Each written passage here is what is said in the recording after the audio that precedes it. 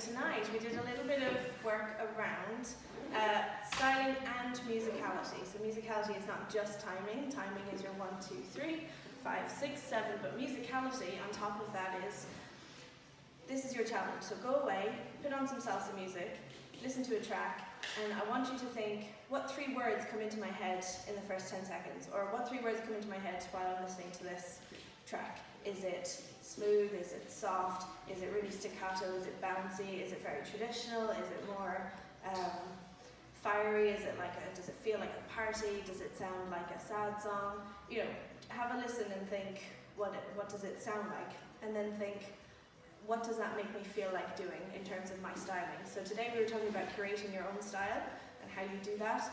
And part of how you do that is knowing some actual moves and styling moves, but then the other part of that is deciding how best to use them and in what way. So like in a very elongated, fluid way, or in a very staccato kind of a way, or so that's where what is the feeling of the song comes into play. So some moves to help you that you can play around with and practice with are the following. So we talked about arm styling. So the 2 rules are look first, commit second. So first you have to look where you're going, then you have to actually commit.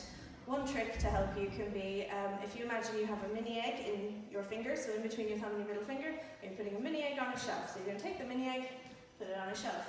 Take the mini egg, put it on a shelf, and just practice doing basics while you're doing that, okay? The other thing you can do is draw circles.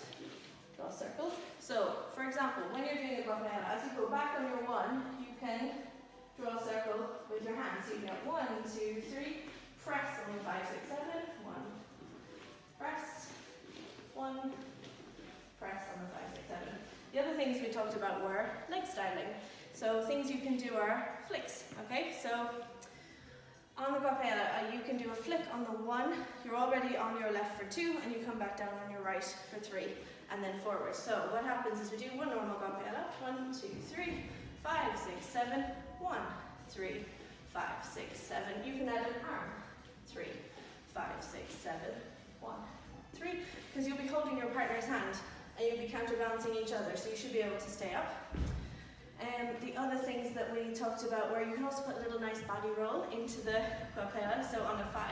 So as you go back on your 1, 2, 3, as you press, chest, stomach, sit, and then back for your 1, 2, 3. What else do we look at? Oh, we didn't look at it tonight, but we have done it in the past.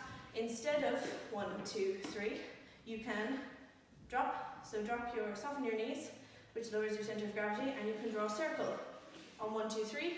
There you go, 5, 6, 7. You can do this. This is better suited to a mambo. Okay, so instead of mambo step, 1, 2, 3, 5, 6, 7, you can go 1, 2, 3, 5, 6, 7. You just draw a little circle with your foot. Soften your knees to make you more stable. So yeah, that's your challenge. Listen to the music. Practice the little bits and pieces on their own. Just get used to taking your hands away from your body and back again. Practice taking your feet away from your body and back again. And the other thing is, you generally have about 3 beats. So whatever you're going to do, you need to do it and come back to ready position with your lovely hooked fingers ready for your leader who's going to ask for your hand again. Okay?